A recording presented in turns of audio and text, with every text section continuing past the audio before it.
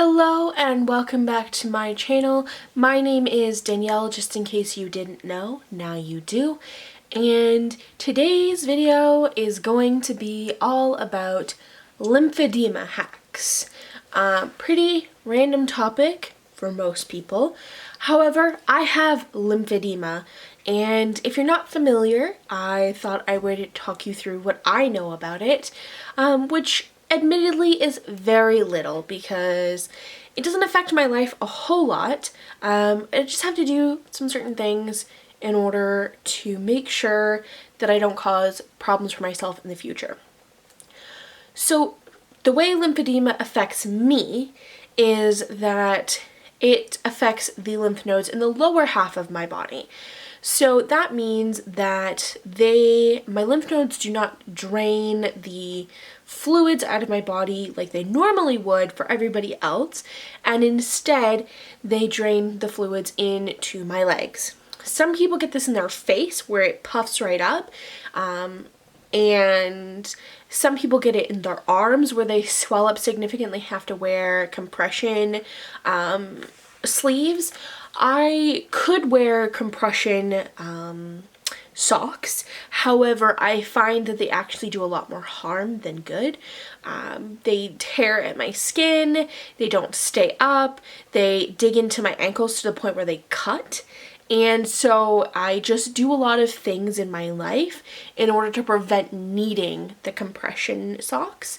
And so I'm just going to go through my hacks in my life on how I prevent the need for those things. Hack number one is to put something under the foot of your bed that props the end of it up. So like put it under your mattress between like your box spring and your mattress, that props up your feet a little. It doesn't have to be a significant amount. I have just put like one layer of pillows at the foot of my bed that starts about halfway down my mattress and then comes out right to the end of my bed. So I put in a couple body pillows and then I fill in the gaps with extra old pillows that were probably nobody should be sleeping on, but they work well in between my mattress and my box spring, or my mattress and my bed frame right now because I don't have a box spring. So it works really well, and it means that while I'm sleeping, my legs can drain properly and it prevents them from over swelling. And what can happen is, I've had this happen before where when I've not been able to like move around enough, or I'm not taking care of myself in the way that I need to, where I prop up my feet and I let my legs drain. My leg is actually cracked open, like it sprung a leak. It was just like a little hole that started leaking the lymphatic fluids out, and it leaked for a week, like a week straight, just like a tiny little, it's like having your tap leak on a constant dribble.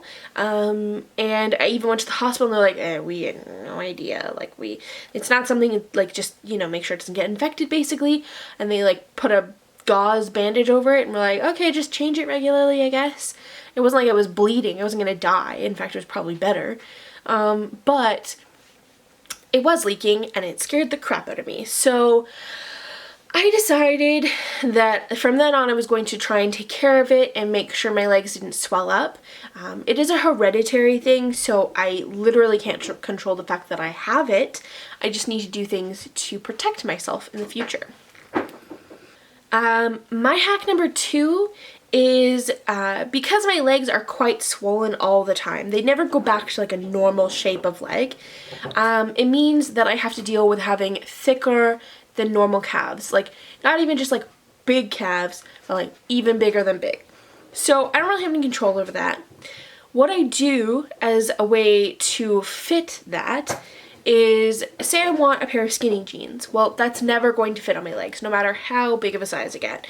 They're never going to be comfortable. It kind of feels like you're a cased sausage when you wear skinny jeans, or at least for me. And instead, I just get straight leg jeans, and I get them in the size that fits my legs best. Usually that's too big for my waist. but I just wear them as high-waisted and it usually fits okay, or I wear a belt, basically. I fit my legs and then hope that the rest of me fits in it, or I get wide leg jeans as well, or wide leg pants. That works really well too. Tip number 3, or hack number 3, it's not really a hack, it's a tip. Basically, moisturize your legs. This actually will really help with your skin cracking. When your legs swell, they can get like dry and cracked, just like your hands would in bad weather and dry weather. So if you continually moisturize it and make sure your skin is always supple, it will be harder for them to crack open and bleed and get infected and things.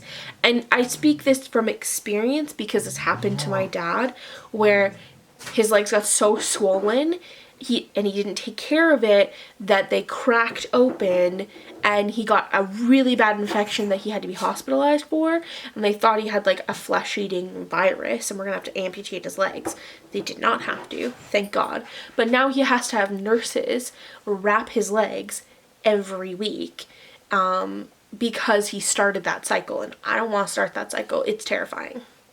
Hack number 4 is if you are having trouble fitting your legs into pantyhose or tights, try and get a light pair of leggings, so something that is not meant to be worn as pants, and then just wear the same colored socks with them, or, you know, boots or something, and no one will be able to tell that you're wearing, you know, leggings instead of tights. It works pretty well. I wear leggings underneath of dresses all the time in winter, and nobody really even notices that they don't have feet on them. Hack number 5 for me is to always or almost always wear closed top shoes. So I tend to stick to sneakers just because I have big feet and that's what I can get in my size. But if you have smaller feet and you also have this issue of like your feet swelling and your legs swelling, get closed top shoes because it'll keep the swelling down on your feet. It'll contain your feet. And I pretty much always wear socks when I am not wearing shoes because it does help with the swelling. I just wear ankle socks because they don't generally go up over my legs. Or they will cut into my ankle and like leave a mark. But I do wear socks when I'm at home and I'm not wearing shoes because it does really help with the swelling in my feet and when I can't really do anything about how my legs swell. And hack number 6, I'm holding my phone with my list here, so hack number 6 is if you're really struggling with swollen appendages from lymphedema, go and see a lymphatic massage specialist.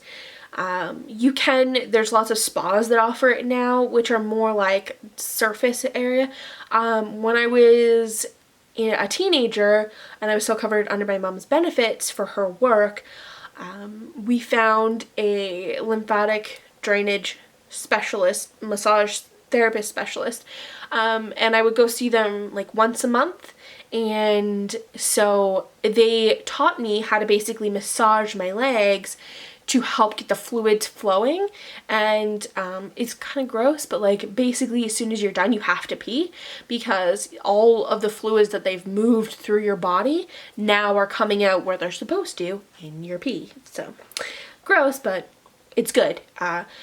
Honestly, you can find spas now that offer it and you don't necessarily have to go to like a fancy person who that's all they do. But anywhere that offers it is a good place to start.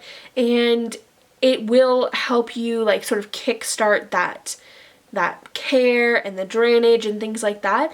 And it can really help. You may not immediately see a difference, but after a few times and taking care of yourself, it will really help. Plus, it feels friggin' awesome. And they don't use oils or anything for that kind of massage. So it's just like, they're basically just like smoothing over your skin. It's not like deep tissue and it doesn't hurt or anything like that. It's more about just like helping the fluids move through your body, and it's pretty dang relaxing, just the same as a regular massage would be. Alright, so that's everything I have for you guys for this video. Thank you so much for joining me. If you have any tips or tricks for your drainage and lymphatic care, whichever, please put it in the comments below. I love learning new things about how I can prevent bad things from happening with my lymphedema.